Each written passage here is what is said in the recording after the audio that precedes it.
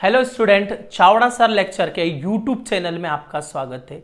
हम कक्षा 11वीं का गणित का अध्याय 1 समुच्चय पढ़ रहे थे और हमारे 2 वीडियो यहाँ तक हो चुके हैं, जिसमें मैंने आपको कुछ उदाहरण और प्रश्नावली 1.1 का सवाल नंबर पहले तक मैं आपको पढ़ा चुका था। अगर आप लोगों ने अभी तक भी चैनल को सब्सक्राइब नहीं किया है तो चैनल को सब्सक्राइब जरूर कर लें और बेल आइकॉन पे क्लिक कर दें, जिससे आने वाले वीडियो की नोटिफिकेशन आप लोगों को मिल जाए। बिना देर करे वीडियो की शुरुआत करते हैं। हमारा सेकंड क्वेश्चन है, मान लीजिए कि ए समुच्चय के अंदर दे रखा है 1 2 3 4 5 6, 1 से लेके 6 तक की गिनती समुच्चय के अंदर दी है और उन्होंने बोला है कि रिक्त स्थानों में उपयुक्त प्रतीक एक ई जैसा, इसको बोलते हैं एप्सिलॉन, ठीक है। और ये है नॉट एप्सिलॉन, मतलब एप्सिलॉन नहीं, अवयव है और अवयव नहीं है, इसका मतलब हुआ अवयव है और इसके ऊपर क्रॉस लगा हुआ है, मतलब उसका है कि अवयव नहीं है। तो पहले वाले में हम देखते हैं कि 5 ए का अवयव है क्या, तो यहां चेक करते हैं 1 2 3 4 5 6 तक की गिनती है, मतलब 5 ए का अवयव है। तो 5 ए का अवयव है तो यहां पे लिख देंगे बिलोंग्स टू, या एप्सिलॉन भी बोल सकते हैं, बिलोंग्स टू भी बोल सकते हैं, ठीक है। जो 8 है वो ए में बिलोंग नहीं करता है तो ये नॉट बिलोंग आ जाएगा। 0 भी ए में बिलोंग नहीं कर रहा है तो यहां पे भी ई बना के उसको काट दो। 4 ए में बिलोंग कर रहा है तो बिलोंग का चिन्ह बना दो। 2 ए में बिलोंग कर रहा है, इसमें भी बिलोंग का चिन्ह बना दो। और 10 ए में बिलोंग नहीं कर रहा है तो इसमें बिलोंग नॉट बिलोंग बना दो, ठीक है। तो जो बिलोंग कर रहे हैं, जो इसके अवयव है, उनमें हमें ये वाला चिन्ह बनाना है, जो इसके अवयव नहीं है उसमें ये वाला चिन्ह बनाना है। तो आई होप आप लोगों को ये समझ में आ गया होगा। ये ऑब्जेक्टिव में भी पूछ सकते हैं आप लोगों को। इसके बाद हम देखते हैं थर्ड क्वेश्चन। सवाल नंबर तीसरा है, निम्नलिखित समुच्चय को रोस्टर रूप में लिखिए। रोस्टर रूप मतलब सारणीबद्ध रूप में, ठीक है। तो रोस्टर रूप में लिखिए और सवाल दे रखा है ए x अनुपात x एक पूर्णांक है जो -3 से बड़ा और 7 से छोटा है। उसने बोला है -3 से बड़ा और 7 से छोटा। अब -3 से बड़ी और 7 से छोटी संख्या कौन सी होती है? तो -3 से बड़ा क्या होगा? -2 -1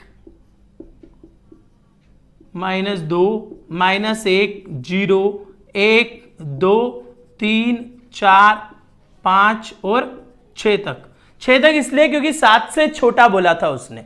बराबर का चिन्ह नीचे लगा हुआ नहीं है, सिर्फ छोटे का और बड़े का चिन्ह लगा हुआ है, ठीक है। तो -3 से बड़ी और 7 से छोटी, तो -2 -1 0 1 2 3 4 5 और 6, ये पहले का उत्तर हो गया हमारा। दूसरा बोला है उसने कि b x अनुपात x संख्या 6 से कम एक प्राकृत संख्या है। प्राकृत संख्या शुरू कहां से होती है? प्राकृत संख्या 1 से शुरू होती है और उसने बोला 6 से कम प्राकृत संख्या कौन कौन सी होगी? 6 से कम प्राकृत संख्या होगी 1 2 3 4 5। तो 6 से कम जो प्राकृत संख्या होगी वो कौन कौन सी होगी? 1 2 3 4 5 होगी। अब बात करते हैं तीसरे की। x अनुपात x 2 अंकों की एक ऐसी प्राकृत संख्या है जिनके अंकों का योग 8 है। उसने बोला है 2 अंक वाली संख्या बतानी है। आपको बता दूं मैं 9 तक तो एक अंक चलता है। उसने बोला 2 अंकों वाली संख्या ऐसी जिसके अंकों का अगर योग कर ले तो 8 हो जाए। देखो 2 अंक की संख्या शुरू होती है कहां से? 2 अंक की संख्या शुरू होती है 10 से, और 10 मतलब 1 और 0 मतलब वो 1 ही हो जाएगा, तो ये 8 नहीं हो रहा है। 1 और 1 मतलब 2 होता है, 3 1 और 2 3 होता है, 1 और 4 5 होता है, 1 और 3 4 होता है, 1 और 4 5 होता है, 1 और 6 7 होता है, सॉरी 1 और 5 6 होता है, 1 और 6 7 होता है, और 1 और 7 8 होता है। उसने बोला 2 अंकों की ऐसी प्राकृत संख्या जिनके अंकों का योग 8 हो। तो पहली तो आ गई 17। अब हम एक एक ऐसे तो निकालने से रहे नहीं। 2 अंक की संख्या होती है 99 तक, तो वहां तक की सारी संख्याएं पता करनी है। तो इसका तरीका होता है कि पहला तो मैंने निकाल लिया 17। अब 17 के बाद 18, 19, 20, 21, 22, 23, 24, 25, 26, 26 मतलब 9वां नंबर, वापस 8 हो जाएगा, 2, 6, 8। फिर 9वां नंबर इसके बाद 27, 28, 29, 30, 31, 32, 33, 34, 35, 9वां नंबर 35, ये भी हो गया 5 और 3, 8। अगला 9वां नंबर 36, 37, 38, 39, 40, 41, 42, 43, 44, क्या हो गया? अगला 4 + 4, 8। ऐसे ही अगला 9वां नंबर 53, 53 के बाद 62, 62 के बाद 71 और 71 के बाद 80। ये अंक है जो के दोनों का योग कर दें तो उनका योग कितना हो जाता है? 8 हो जाता है। एक तरीका तो ये था कि पहला अंक पता कर लो और नोनो जोड़ जोड़ के लिखते जाओ 9वां अंक कौन सा है। और एक और शॉर्ट ट्रिक बताता हूं, सबसे शॉर्ट ट्रिक इस सवाल की, याद रखना, बहुत बिल्कुल जादुई चीज है वो, 1 सेकेंड में हल हो जाएगा। 2 अंकों का योग 8 बताना है, एक ही सवाल है पूरी 11वीं कक्षा में, उसको बताने में कोई दिक्कत नहीं। 1, 2, 3, 4, 5, 6, 7 और 8, 8 तक गिनती लिख लो। 1 से 8 तक गिनती लिख लो, इधर लिख दो 0 से। 0, 1, 2, 3, 4, 5, 6 और ये 7। ये आपका वही उत्तर आ गया। सबसे बेस्ट उपाय यही है, 1 से लेकर 8 तक गिनती लिख दो, 0 से लेकर 7 तक गिनती लिख दो।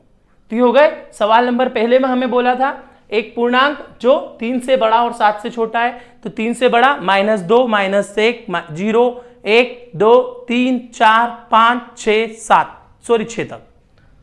दूसरा है संख्या 6 से कम, 6 से कम होता है 1, 2, 3, 4, 5 और 2 अंकों का योग 8 हो, तो 2 अंकों का योग 8 होने के 2 तरीके बताए मैंने। एक तो 17 लिखने के बाद 9 जोड़ दो और जो अंक है वो लिख दो, या फिर 1 से लेके 8 तक गिनती लिख दो और फिर 0 से लेके 7 तक गिनती लिख दो, वो की वही संख्या आ जाएगी। अगले देखते हैं इसके बाद इसका चौथा, पांचवा और छठा। देखिए चौथा दिया है d बराबर x अनुपात x एक अभाज्य संख्या है जो संख्या 60 का भाजक है। सबसे पहली चीज, अभाज्य संख्या कौन कौन सी होती है ये माइंड में लेके आओ, और उनमें से 60 को कौन कौन भाग लगा सकती है। मैं पहले आपको साइड में बता देता हूं। अभाज्य संख्या होती है 2, 3, 5, 7, 11, 13, 17, 19, 23, 29, इस टाइप की जो संख्याएं होती है वो क्या होती है? वो सारी संख्याएं क्या होती है? अभाज्य संख्या होती है। आपके मन में एक क्वेश्चन जरूर यहां पे उठा होगा कि सर ने जो संख्या बताई, क्या इसमें एक क्यों नहीं लिया? एक अभाज्य संख्या नहीं होती है, एक भाज्य संख्या होती है, ना अभाज्य संख्या होती है, ना वो भाज्य होती है ना भाज्य होती है। उसका रीजन अलग दे रखा है, कभी कोई अलग से पर्सनल वीडियो उसका मैं बनाऊंगा जिसमें बताऊंगा मैं आप लोगों को कि एक जो होती है वो भाज्य होती है या अभाज्य संख्या नहीं होती है, वो भाज्य भी नहीं होती है, उसके लिए कुछ मान होते हैं एक के भी, इसलिए उसको अभाज्य संख्या नहीं माना जाता है ना। तो हमने कहां से लिया? 2, 3, 5, 7, 11, 13, 17, 19, 29 ये संख्याएं भाज्य होती है, अभाज्य होती है। अब 60 को इनमें से कौन कौन भाग लगा रहा है? ध्यान देना, 60 को कौन कौन भाग लगा सकता है इनमें से? तो 60 को भाग लगा सकता है 2, 60 को भाग लगा सकता है 3 और 60 को लगा सकता है 5। इसके अलावा जितनी भी अभाज्य संख्या होती है वो सब विषम अभाज्य संख्या है, और विषम संख्या में किसी भी चीज से अब भाग नहीं जा सकता 60 को। जिसका भाग 5 से जाता हो ना, जिसका भाग 2 से जाता है, वो किसी भी विषम संख्या से भाग नहीं जाता है, याद रखना। तो यहां पे भी ये आगे भाग नहीं जाएगा इनसे, इसलिए इसका भाजक कौन हो सकता है? 2, 3 और 5, बस इसके अलावा कुछ भी नहीं होगा। 2, 3 और 5 ये 60 के भाजक है, ठीक है। अभाज्य संख्या लेके बताना है, तो अगर अभाज्य संख्या लेके नहीं बताना होता तो और भी हो जाते, 15 भी हो जाता, 18 भी हो जाता, 18 नहीं होता, 15 हो जाता, 20 हो जाता, पर वो सब क्या है? वो भाज्य संख्या थी, हमको अभाज्य लेना थी, है ना। तो क्या हो जाएगा? 2, 3 और 5। अब बात करते हैं ट्रिग्नोमेट्री शब्द के सभी अक्षरों का समुच्चय, त्रिकोणमिति लिखा हुआ है, इंग्लिश में ट्रिग्नोमेट्री बोलते हैं। ट्रिग्नोमेट्री शब्द के सभी अक्षरों का समुच्चय, तो हमें उसके सभी अक्षरों का समुच्चय कैसे बताना है? सिर्फ आपको इतना ध्यान रखना है कि प्रत्येक अल्फाबेट को एक बार लिखना है, जितने भी अक्षर है उनको एक बार लिखना है। इंग्लिश में अल्फाबेट बोलते हैं। तो T R I G O N, यहां तक तो सब सिंगल बार आ रहे थे। O रिपीट हो गया, छोड़ देते हैं। फिर M, फिर E, फिर T रिपीट हो रहा है, छोड़ देते हैं। R रिपीट हो रहा है, छोड़ देते हैं। और Y, ये आपका आंसर हो जाएगा। कुछ भी नहीं करना है, बस इतना ध्यान रखना है कोई भी रिपीट नहीं होना चाहिए। एक एक बार लिख दो, वो उसका समुच्चय हो जाएगा।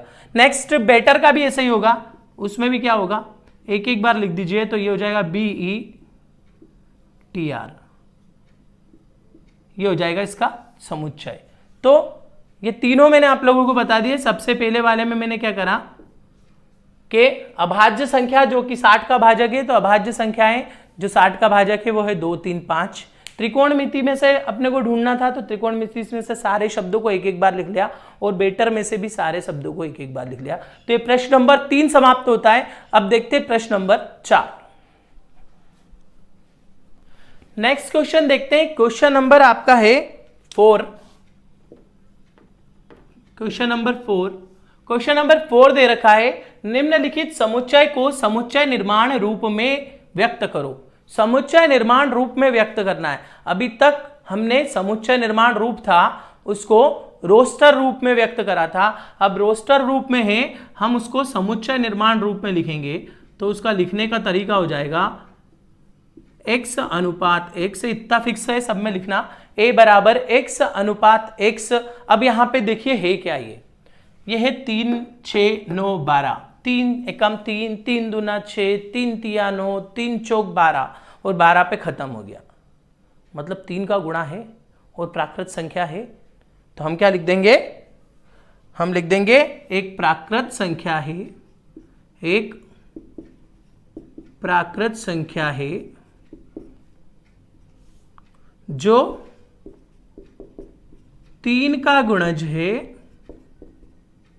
गुणज है, और x लेस देन 15 है, मतलब 15 से छोटी है।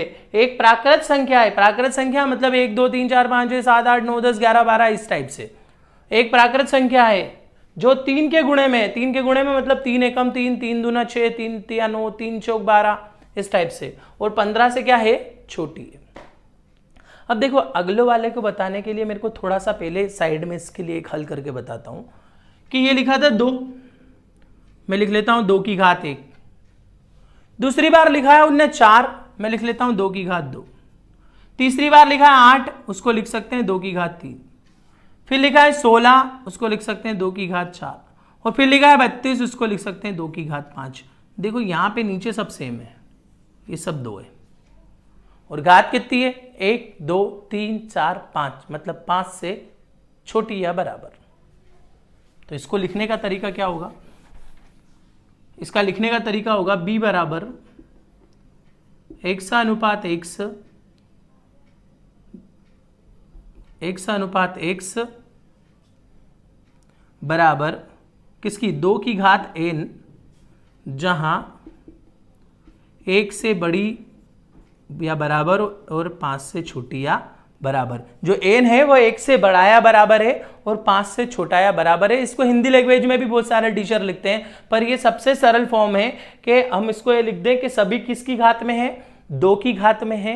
और 2 की घात n का मतलब है वो n 1 भी हो सकता है, 2 भी हो सकता है, 3 4 और कहां तक हो सकता है, 5 तक, क्योंकि 2 की घात 5 का मतलब होता है कितना हमारा, 32। तो याद रखें 2 की घात n, जहां 1 से बड़ा या बराबर और 5 से छोटा या बराबर। सेम नीचे वाला भी ऐसा ही है, नीचे है 5, 5 की घात 2, 5 की घात 3, 5 की घात 4, सबकी घातें एक एक एक एक बढ़ी हुई है। तो वो भी ऐसा ही होगा, उसका भी क्या आ जाएगा, हम c मान लेते हैं इसको। तो c बराबर x अनुपात x बराबर 5 की घात n, जहां 1 से बड़ा या बराबर और 4 से छोटा या बराबर। तो ये 1 2 3 4 हो गया और यहाँ पे कितना हो जाएगा 1 2 3 4 5 आ जाएगा।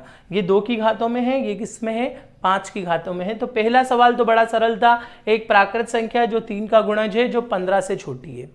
ठीक है, इसको 15 से छोटी इसलिए लिखा, 13 से छोटी इसलिए लिखा क्योंकि हमने 3 का गुणज लिखा था। तो 3 6 9 12 के बाद 15 आता है, इसलिए 15 से छोटी। यहाँ पे बराबर लगा दिया, नहीं तो मैं 6 से छोटी भी लिख सकता था। ठीक है, तो 1 से बड़ी या बराबर और 5 से छोटी या बराबर। ये भी 1 से बड़ी या बराबर और 5 से छोटी या बराबर पर ध्यान रखना। 5 की घात n और 2 की घात n में लिखा है। तो ये 3 देखिए, इसके बाद अगले और 2 देखते हैं इसके। तो इसका चौथा है 2 4 6 8 10 ऐसे अप टू सो ऑन जाए जा रहा है आगे तक। तो इसका आंसर हम लिख देंगे, इसका आंसर होगा डी, मान लेता हूं मैं इसको, डी बराबर x अनुपात x। क्या है ये 2 का पहाड़ा है पर जाए जा रहा है, रुक नहीं रहा है। और रुक नहीं रहा है तो कौन सी संख्या हो गई, सम संख्या है। तो हम इसको लिख सकते हैं सम प्राकृत संख्याओं का समुच्चय। क्या लिखेंगे, सम प्राकृत संख्याएं है, या यूं लिख सकते हैं कि एक सम प्राकृत संख्या है। बस इतना भी लिख दोगे तो काम चल जाएगा, पीछे समुच्चय भी लिख दोगे तो भी कोई दिक्कत नहीं है। ठीक है, अब नीचे वाले में देखना, नीचे वाले में देख रखा है 1 4 9 100। मैं इसको थोड़ा सा कन्वर्ट करता हूं, 1 की घात 2, 2 की घात 2, 3 की घात 2, कहां तक 10 की घात 2 तक। 1 से लेके 10 तक है, पर अब की बार घात सेम है। हमने तीसरा और चौथा पढ़ा था, उसमें आधार समान था, घातें अलग थी। यहां घातें समान है, आधार अलग है, बात को ध्यान देना। तो अब इसको कैसे लिखेंगे, इसको लिखेंगे है तो वही, इन सबको अपन क्या मान सकते हैं, प्राकृत संख्या है। ये नेचुरल नंबर 1 से लेके कहां तक 10 तक, और घात कितनी है 2 है। तो मैं कैसे लिखूंगा, इसको लिख सकते हैं आंसर इसका ई बराबर x अनुपात x बराबर हम लिख सकते हैं n की पावर 2। n की पावर 2, n क्या है, नेचुरल नंबर है। n जहां n प्राकृत संख्या है और n is less are equal 10, 10 के बराबर या उससे छोटी है। किससे बराबर है, 10 के बराबर या उससे छोटी है। याद रखना ये सभी क्या है, 1 की घात 2, 2 की घात 2, 3 की घात 2, कहां तक 10 की घात 2 तक है। इसलिए हमने लिख लिया n की घात 2, और जहां n क्या है 10 से छोटी या 10 के बराबर है। तो ये सवाल नंबर चौथे का चौथा और पांचवा फिनिश होता है। आज के वीडियो को यहीं विराम देते हैं। आप लोगों ने चैनल को सब्सक्राइब नहीं किया है तो चैनल को सब्सक्राइब जरूर कर लें, बेल आइकॉन को क्लिक कर दें और वीडियो को लाइक जरूर करें, दोस्तों को शेयर करें। और अगर आपको मेरे इस वीडियो के साथ साथ आपको इंग्लिश के वीडियो देखना है तो आप मेरे चैनल की प्लेलिस्ट में जाके आप इंग्लिश के वीडियो देख सकते हो। इसके अतिरिक्त 9 से लेकर 12th तक हमारे मैथ्स के वीडियोस चल रहे हैं।